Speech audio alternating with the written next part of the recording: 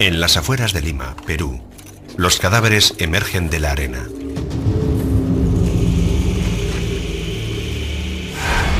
Tienen heridas terribles. Estas personas tuvieron una muerte muy violenta. Estos esqueletos pueden revolucionar nuestra comprensión de uno de los acontecimientos más importantes de la historia del mundo: la conquista española del Imperio Inca.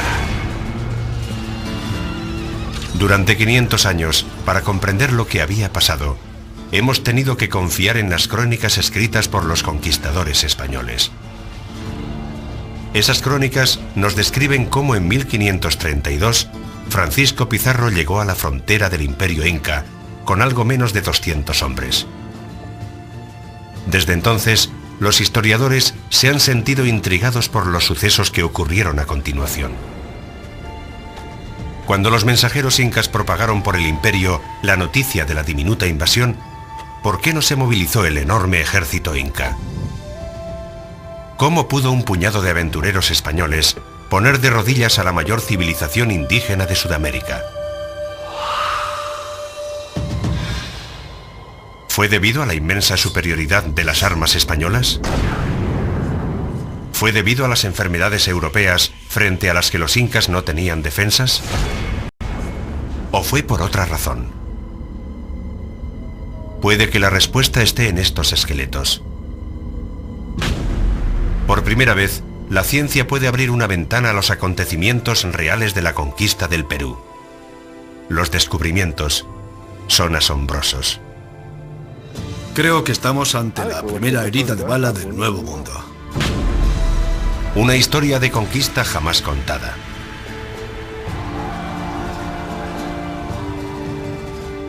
Una historia de alianzas secretas y traiciones. Una gran acción encubierta que ocurrió en el siglo XVI. La historia de la gran rebelión inca.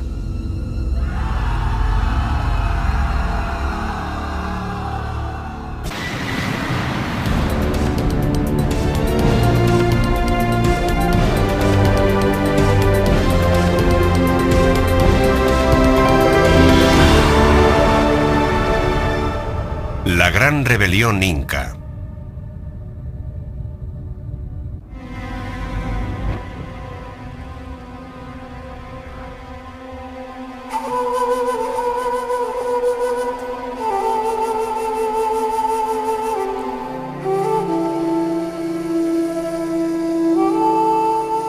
Durante 3000 años, las montañas de la costa del Perú albergaron a la civilización más avanzada de América del Sur.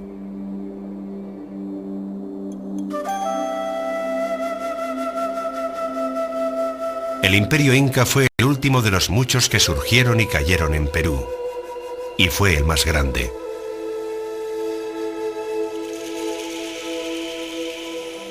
Los incas eran los romanos del Nuevo Mundo. Ingenieros y constructores sin igual, crearon el Machu Picchu, el sistema de carreteras más complejo de América, e innumerables obras maestras en oro. Pero el mayor talento lo tenían como conquistadores. En el siglo XV lo usaron para conquistar toda la región andina. Los fantasmas de aquel feroz imperio inca todavía rondan por la capital del Perú moderno, Lima.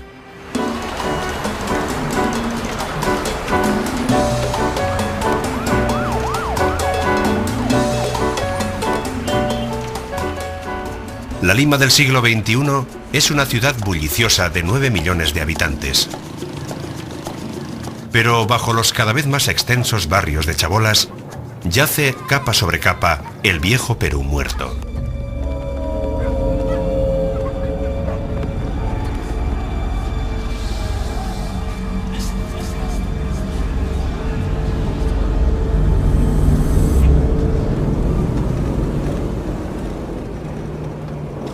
Durante más de 20 años, arqueólogos peruanos y el delegado de National Geographic, Guillermo Koch, han trabajado para desvelar los misterios de estos cementerios indígenas. Nadie sabe más que ellos sobre las zonas de enterramiento de Lima. Límpialo con la brocha nomás, eso es lo que hay que limpiar con la brocha. Con esa, con la escobilla, con esa. A comienzos de marzo de 2004, la ciudad iba a construir una autopista en una zona en la que sospechábamos que había un cementerio. Decidimos hacer una zanja para comprobar si era o no un cementerio. El yacimiento que Guillermo estaba investigando era una colina sin aparentemente nada especial, situada a las afueras de Lima, llamada Puruchuco. Se puso a trabajar con su colega de muchos años, la arqueóloga Elena Goicoechea. Hola, Willy. Hola, Elena, ¿cómo estás? Al poco tiempo su zanja de prueba ofreció resultados.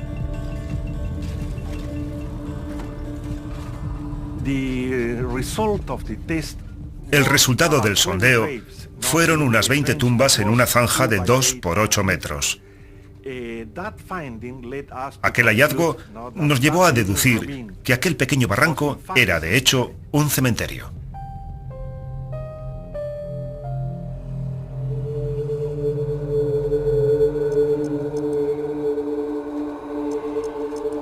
Al principio, el cementerio de Puruchuco parecía muy similar a otros que Willy y Elena habían excavado. Los cuerpos estaban enterrados a intervalos regulares, sentados en cuclillas mirando hacia el sol naciente. Esa es la pauta clásica de los enterramientos incas. Pero al cabo de poco tiempo comenzaron a aparecer anomalías extrañas.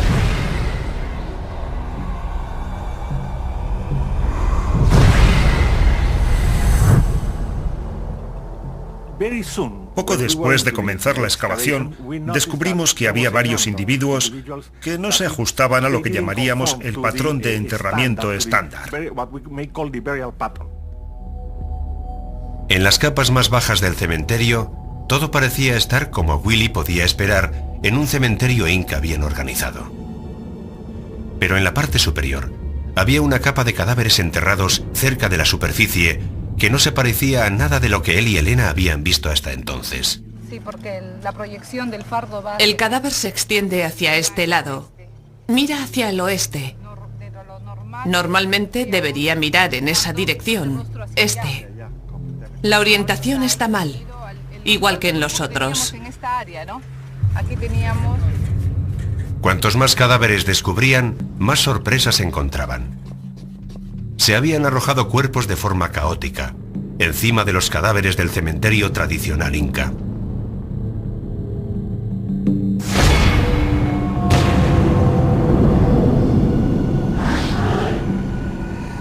En vez de envolver cuidadosamente el cadáver relleno de algodón con tejidos de lana, como era habitual, estos habían sido envueltos a toda prisa en telas bastas.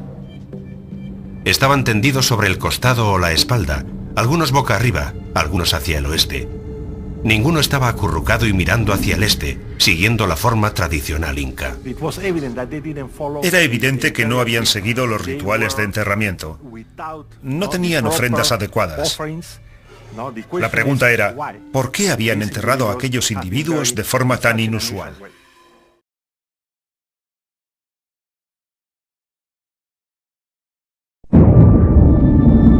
Es el dios máximo de Mesoamérica, la serpiente emplumada.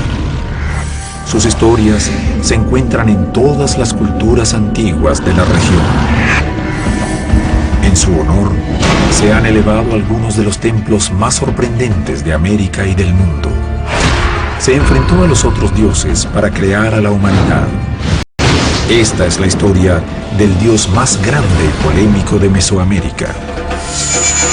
Su nombre, Quetzalcóatl, un señor poderoso, bueno y tolerante. Sin embargo, abandonó a su pueblo. Se exilió y sin quererlo fue uno de los responsables de la caída del Imperio Azteca. Este es el mito de Quetzalcóatl, tal como llegó hasta nosotros por los descendientes de los pueblos americanos y la interpretación de los evangelizadores europeos.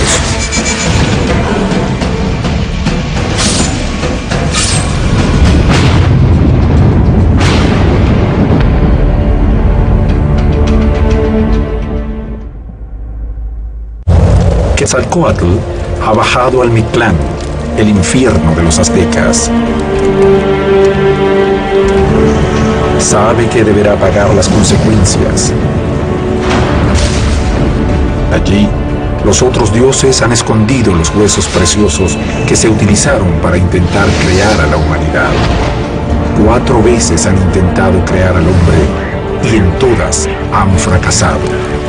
La mayoría ya se ha resignado, pero Quetzalcóatl no. Él es el responsable de terminar la creación que ha comenzado su padre y no está dispuesto a bajar los brazos. Nadie jamás ha podido detenerlo, ni siquiera la muerte. Quetzalcóatl era un hombre y un dios, lo cual lo hace doblemente complicado. Era la figura divina y humana más polifacética de la cultura mesoamericana. Como Dios, está siempre relacionado con la creación.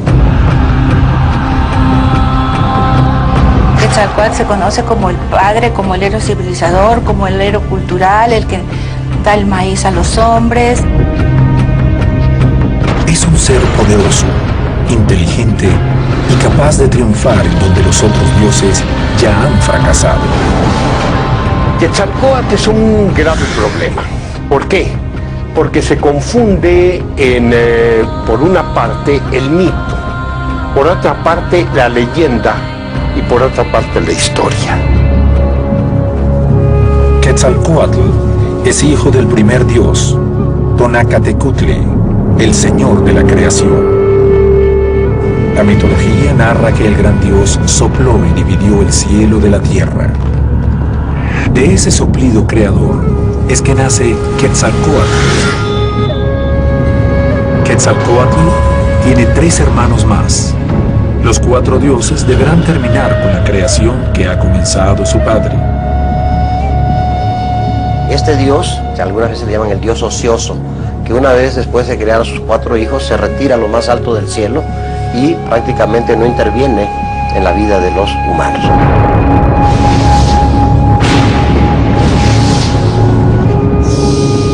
La serpiente emplumada debe comenzar con la creación del mundo, y para hacerlo, primero deberá enfrentarse con un monstruo terrible, Zipactli.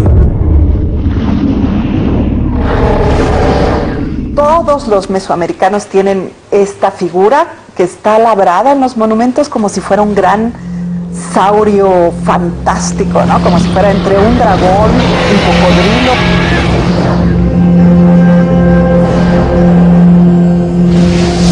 Quetzalcóatl, con valentía, se prepara para enfrentar al terrible monstruo.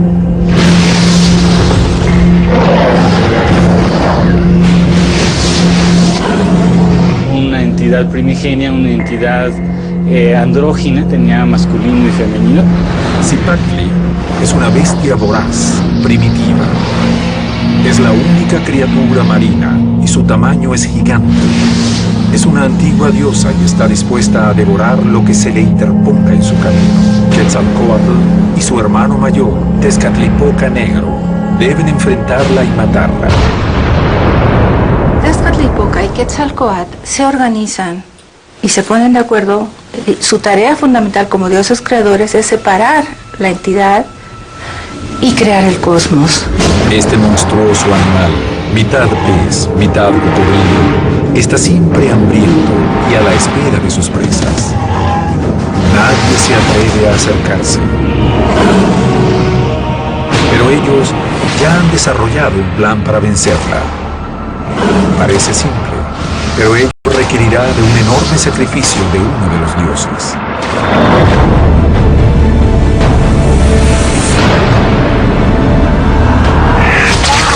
Tezcatlipoca ha decidido cortarse un pie y lo arroja como carnada a las aguas. La sangre comienza a esparcirse. Los hermanos esperan con sus armas preparadas. Saben que la bestia no tardará en oler la sangre y entonces llegará hasta donde ellos la esperan. Zipactli no podrá resistirse a la sangre de un dios. No se han equivocado. Cipactli llega hasta ellos. Está sedienta y hambrienta.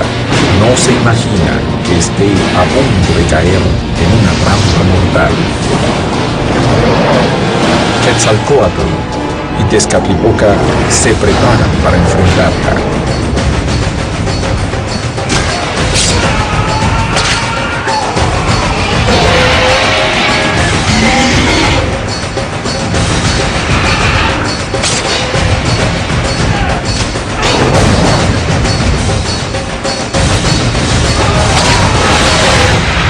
Y los dos dioses saltan sobre ella. Es una batalla a muerte. Saben que solo tienen una oportunidad. Deben matar a Cipactli antes de que ella pueda defenderse. Son dos guerreros expertos y utilizan todo su poder. Rápidamente dominan al monstruo y lo matan. Y Quetzalcóatl y Tezcatlipoca la jalan hasta dividirla y hacer 4 regiones. Entonces las patas adelante y atrás forman el este, el oeste, y los laterales forman el norte y el sur. La primera tarea ha sido completada con éxito. La bestia yace a los pies de los dioses. Tezcatlipoca ha perdido uno de sus pies, pero el sacrificio ha resultado tal como lo habían planeado. Cortando a Cipactli a la mitad, forman el cielo y la tierra. Es el primer sacrificio de sangre que realizan los dioses para crear al mundo. Y entonces elevan los cielos y separan a la tierra de los cielos. Ponen a los 4 pilares del universo, que son los después llamados tlaloques, que son los que sostienen los cielos para que estas partes de la tierra con el cielo no se junten y así poder empezar la vida humana.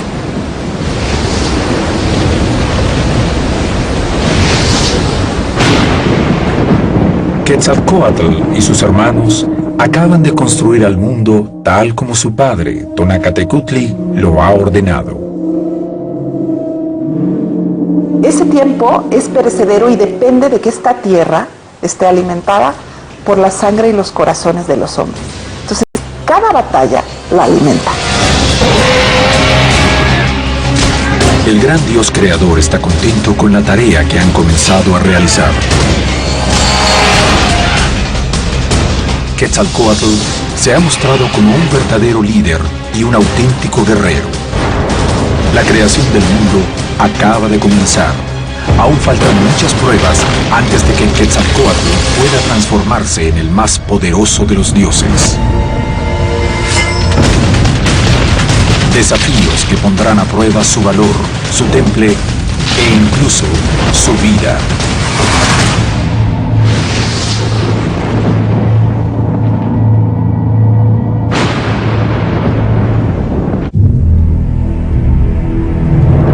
Quetzalcóatl, el gran dios de los aztecas, se encuentra junto a sus hermanos en medio de la tarea de crear al mundo. Tonacatecutli, su padre, les ha encargado la misión. Con la destrucción de Cipactli, han creado el espacio y el tiempo. Sin embargo, aún queda mucho por hacer antes de finalizar.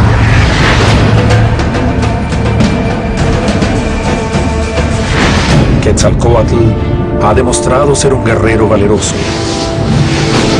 El mundo está vacío. Los hermanos se darán a la tarea de poblarlo. Primero, deberán crear a los dioses. Pero esta vez se encargará nuevamente Tonacatecutli. Los dioses primigenios van a parir un enorme cuchillo de pedernal, un tecpat, un inmenso tecpat. Van a parir, es un parimento celeste, sale del cielo y se estrella contra la tierra. De ahí saldrán 1600 dioses. Y sin embargo, esto por supuesto tiene una carga simbólica. Es un múltiplo del número básico que van a manejar, que es el 20. 20 por 20 son 400. Censo, en náhuatl 400 es un sinónimo de innumerables, de muchísimos. Con la llegada de los nuevos dioses, las decisiones comienzan a dividirse. Pero claramente, la opinión de Quetzalcóatl prima por sobre el resto.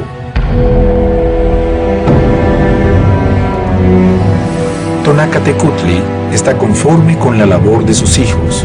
Sin embargo, la creación no ha sido terminada. El gran dios le dice a Quetzalcóatl que aún faltaban los seres que adoraran a los dioses, los hombres. Para esta tarea, le entrega los huesos preciosos. En el texto aparece como los huesos de sus padres y sus madres. Tezcatlipoca, el hermano mayor de Quetzalcóatl, es uno de los dioses más interesados en la creación del hombre. Debe rendir culto a Zipactli, con quien ha creado la tierra.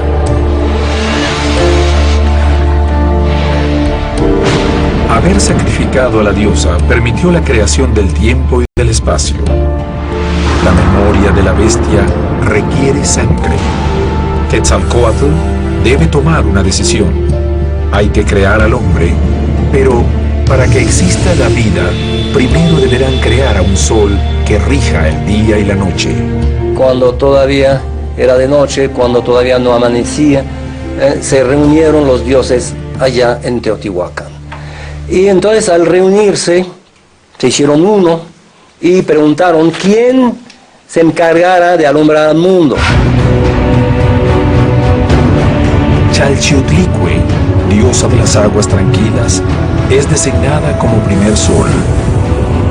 La diosa sube a los cielos, pero moldean mal al primer hombre. Estos son muy pequeños y se les escapan de las manos. Entonces, los transforman en peces. Quetzalcóatl no se da por vencido y junta a los dioses para hacer un nuevo intento. Esta vez, el sol será Ocelotl, el jaguar. Los moldean en barro y les dan la vida. Ahora hacen hombres demasiado grandes y torpes que empiezan a tropezar entre ellos. Al caer, se rompen y forman los cerros, los valles y todo lo que hay en ellos. No se dan por vencidos y hacen un nuevo intento. Ejecatl, el dios del viento, es designado para ser sol. Esta vez, los dioses hacen al hombre de maíz, pero es demasiado perfecto y no quiere rendir culto a los dioses. Entonces, los transforman en monos. Finalmente, es Tlaloc, el dios de las tormentas, quien sube a los cielos como sol. El hombre vuelve a ser creado de maíz, pero esta vez le fabrican un corazón. Sin embargo, hacen un corazón demasiado grande. Terminan haciendo a un hombre demasiado bueno y totalmente improductivo. Lo convierten en guajalotes.